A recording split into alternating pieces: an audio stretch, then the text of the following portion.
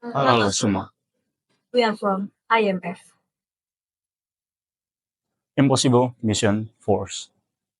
IMF kita ambil karena misi ataupun tugas sesulit apapun itu bahkan tidak mungkin akan kami kerjakan. Berikut adalah analisis pelanggaran iklan yang telah kami teliti. So, check this out.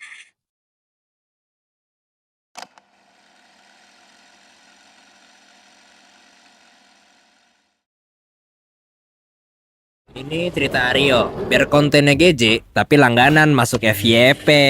Bareng bonus kuota TikTok yang dia dapat dari hari pertama aktifin Aksis. Waktunya bikin banyak cerita bareng Aksis, yang bayarnya sedikit, bonusnya selangit. Aksis, kenapa enggak?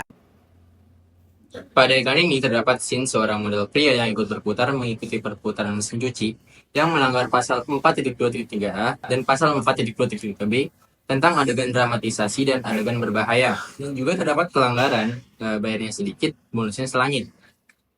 Dan juga menawarkan bonus kuota TikTok 30 GB pada kitab EPI tentang bahasa pada pasal 1.12 hyperbola, pada pasal 1.2.3F tentang penggunaan kata gratis. Iklan ini juga terdapat pelanggaran merusak properti iklan, yaitu pada pasal 2.15.2 tentang properti, yaitu segala properti yang digunakan dalam pembuatan iklan harus dapat dipertanggungjawabkan.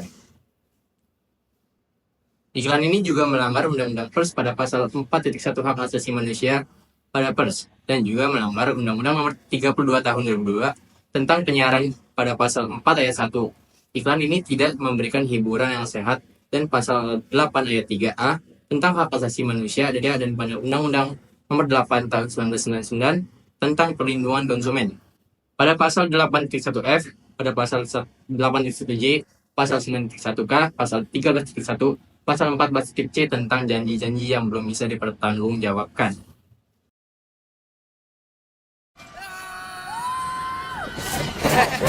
Itu yang pedas tendang nih. Sedap Cup yuk, baru mie sedap cup rawit bingit kari mercon. Meledak sedapnya. Dengan rawit asli, mie chewy, pedesnya slay. Kayak naik roller coaster. Juaranya kari pedes yang gak pakai ribet. Kuah karinya creamy, rich banget. Topping balbalnya bikin lagi. Sedapnya rawit Mie sedap cup kari mercon. Juara gurihnya kari dan pedasnya rawit dari Wings Food. Berani cobain? Pada iklan tersebut melanggar Kitab Etika Pariwara Indonesia, Undang-Undang Nomor 8 Tahun 1999 tentang Perlindungan Konsumen, dan Undang-Undang Nomor 32 Tahun 2002 tentang penyiaran. Pasal 1.2.2, iklan menyebut juaranya kari pedas yang dapat menyesatkan. Pasal 1.2.3, kalimat rawit asli perlu didukung bukti yang sah. Pasal 1.9 dan Undang-Undang Nomor 32 Tahun 2002 tentang penyiaran, pasal 36 ayat 5 bagian B, terdapat adegan terpukul yang memunculkan kesan bahwa kekerasan dibenarkan dan melanggar ketentuan mengenai kekerasan dalam iklan. Pasal 1.10 adegan terpukul juga mengabaikan aspek keselamatan. Pasal 1.12 adegan mie meledak dan kepedasan merupakan hiperbol yang harus jelas bersifat humor. Pasal 1.14 adegan mie meledak dan topping yang berlebihan dapat dianggap sebagai pemborosan makanan. Pasal 4.2.3, jika adegan dramatisasi seperti kepedasan, harus dicantumkan keterangan adegan ini didramatisasi. Terakhir, pada Undang-Undang Nomor 8 Tahun 1999 tentang Perlindungan Konsumen, Pasal 9 Ayat 1 bagian K, iklan yang menawarkan janji tidak pasti seperti pedasnya kayak naik roller coaster dianggap menyesatkan konsumen. Sekian, terima kasih. Ngapain, Mas? Jadi guys, ini mereka pada ngapain? Ini rame banget sumpah. Menggali, terus menggali. Gali maning lo. Kita sudah sampai di lokasi dan di belakang sumurnya. Ibu, ini sedang ada prosesi apa, Bu? Di hutan, Bu. Aduh, di hutan, Bu. Nih lo batatannya wae buru bantuan. Ibu, dapat ini GoPay Coins. Belanja di Tokopedia, GoPay Coins. Iya, Kak. Pada iklan GoPay Coin terdapat kesalahan yang terjadi, yaitu yang pertama dari Kitab EPI, yang melanggar pasal 1.2.1 tentang bahasa, karena mencampurkan antara bahasa daerah dan bahasa Indonesia menjadi satu, sehingga dapat menyesatkan halayak. Selanjutnya melanggar pasal 1.2.3 tentang bahasa juga yang menggunakan kata gratis, yaitu pada kalimat belanja sampai gratis, pada biaya tertentu yang harus dibayar terlebih dahulu. Selanjutnya melanggar pasal 1.5 tentang garansi, karena menggunakan kata-kata seperti dompet notifis yang padahal jaminannya belum terbukti membuat dompet notifis. Nah, selanjutnya juga melanggar pasal 8 tentang rasa takut dan tahayul, karena menggunakan karakter dukun dan juga tentang paranormal yang dapat menimbulkan kepercayaan orang terhadap tahayul serta kepercayaan yang salah. Selanjutnya melanggar pasal tersebut tentang keselamatan karena menampilkan adegan orang berada di atap rumah, tetapi hal itu tidak berkaitan dengan produk yang diiklankan. Selanjutnya melanggar pasal 3.11 tentang pemeran lainnya karena iklan tidak boleh menampilkan tokoh yang dapat menyesatkan khalayak seperti menampilkan tokoh dukun. Nah, selanjutnya iklan ini juga melanggar pasal 4.2 tentang media televisi karena iklan ini menampilkan adegan berbahaya di atas atap tanpa dicantumkan adegan ini berbahaya. Nah, selain itu, iklan ini juga melanggar Undang-Undang Nomor 8 tahun 1999 tentang perlindungan konsumen itu pada pasal 9 poin K karena menawarkan sesuatu yang belum pasti. Selanjutnya melanggar pasal 10 poin B karena memberikan tawaran atau potongan hadiah yang menarik yang terbukti belum tentu benar. Selanjutnya juga melanggar Undang-Undang Nomor 32 tentang penyiaran yaitu pada pasal 5 poin B di mana harusnya iklan itu harus meningkatkan moralitas dan nilai-nilai agama. Tapi nyatanya iklan itu menampilkan adegan paranormal. Selanjutnya pada pasal 5 poin C menampilkan adegan penurunan kualitas sumber daya manusia.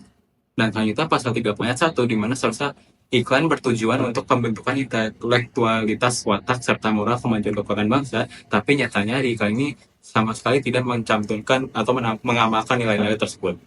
Nah, selanjutnya pada pasal 37 di mana harusnya bahasa Indonesia menjadi bahasa pengantar utama. Tetapi di iklan ini tidak menampilkan tersebut. Nah, di mana mencampurkan antara bahasa daerah dan bahasa Indonesia. Selanjutnya pada pasal 46, iklan ini bertentangan dengan kesesuaian masyarakat dan nilai-nilai agama karena menampilkan adegan paranormal serta dukun. Thank you. Ini Dinda, anak saya. Umurnya 20 tahun, dan dia pengen jadi penyanyi. Sebentar lagi, dia harus ambil keputusan besar. Kalau salah pilih, Dinda nggak bakal jadi penyanyi. Dia nggak akan ketemu teman-temannya, ibunya, atau saya lagi. Tapi, Dinda memilih yang benar. Apakah biker lulus pelatihan? Apakah dokumennya lengkap? Apakah motornya dirawat secara rutin? Dengan Grab, jawabnya selalu ya. Karena Anda tak tergantikan. Diskon 20.000 untuk 2 kali perjalanan dengan kode promo Pilih Aman. Baik, iklan ini telah melanggar Etika Pariwara Indonesia Amandemen 2020, pasal 1.1.2.3 huruf A, dan juga pasal 1.8, pasal 1.12, pasal 4.2.3 huruf A. Bahwa iklan ini telah menggunakan kata 100%, menimbulkan rasa takut, hiperbola yang berlebihan, dan juga dramatisasi, di mana iklan ini wajib menampilkan tulisan adegan ini didramatisasi. Iklan ini juga telah melanggar Undang-Undang Nomor 32 Tahun 2002 tentang penyiaran. Pasal 35 ayat 2 huruf A, B, C, dan D, pasal 40 ayat 2, dan juga telah melanggar Kode Etik Periklanan Indonesia atau KEPI, pasal 3 ayat 1, di mana iklan ini telah bersifat menyesatkan dan juga merugikan keselamatan. Iklan ini lagi-lagi telah melanggar Undang-Undang Nomor 8 Tahun 1999 tentang perlindungan konsumen, pasal 4, pasal 17 ayat 1 huruf B dan C, pasal 9 ayat 1 huruf D, di mana iklan ini telah menggunakan kata-kata yang berlebihan, pasti aman, sehingga ini dapat mengelabui dan juga memuat informasi yang keliru, sehingga ini iklan ini bersifat menyesatkan konsumen. Angkut dagangan sabrek, siap. Angkut panen setrek, ndak siap. Nyeri otot, gosok balsem otot geliga. Otot siap, hasilnya mantap. Pada iklan balsam motor geliga ini, terdapat adegan berbahaya yang mengabaikan keselamatan, sehingga tidak sesuai dengan standar etika pariwara Indonesia, nomor 1.9 tentang kekerasan, 1.10 tentang keselamatan, 3.12.2 iklan tidak boleh menampilkan kekerasan pada hewan, serta melanggar Undang-Undang Penyiaran nomor 32 tahun 2002, pasal 36 ayat 5 huruf B, pasal 4 huruf C, pasal 4 huruf F, dan pasal 59 ayat 1, standar program siaran KPI, dan pasal 9 ayat 2, pasal 9 ayat 1, huruf K Kode Etik Periklanan Indonesia. Iklan menampilkan dapat mengangkat barang berat setelah menggunakan produk sehingga dapat menyesatkan konsumen. Ini melanggar etika pariwara Indonesia nomor 1.29 ayat 1.3 dan pasal 1 ayat 1 Kode Etik Periklanan Indonesia. Iklan menampilkan adegan seseorang merusak barang milik orang lain di tempat umum. Ini melanggar Undang-Undang Nomor 32 Tahun 2002 tentang Penyiaran, Pasal 46 ayat 3, Kitab Undang-Undang Hukum Pidana Pasal 406 ayat 1 dan Pasal 170 ayat 1. Iklan ini juga melanggar Undang-Undang Nomor 8 2019 tentang Perlindungan Konsumen pada pasal 17, yaitu di iklan tersebut tidak dapat memuat informasi mengenai risiko pemakaian barang. Dan pada pasal 17F, iklan ini melanggar etika dan ketentuan peraturan perundang-undangan mengenai periklanan. Seberat apapun, kerjaan harus tetap dijalani untuk membantu sesama, biarpun badan pegelinu. Aduh, udah ditempel koyo, tetap jadi otot. Nyeri otot dan pegalinu? Cepat minum Oskadon SP. Oskadon SP bekerja aktif di pusat nyeri otot, dapat diminum sebelum makan tanpa ngantuk. Siap aktivitas lagi. Oh iye, angkat mama juga bisa. Nyeri otot dan pegalinu reda, aktivitas. Oh iye.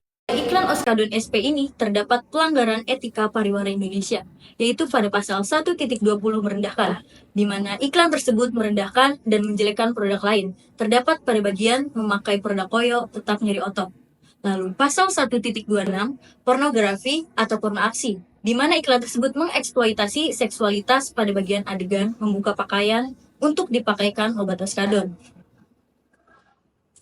Selanjutnya, pada pasal 2.3.5, iklan tidak boleh menimbulkan kesan adanya anjuran atau rekomendasi penggunaan obat tersebut, serta pihak-pihak yang mewakili profesi kesehatan dan atributnya, terdapat pada bagian tenaga medis keluar dari ambulans.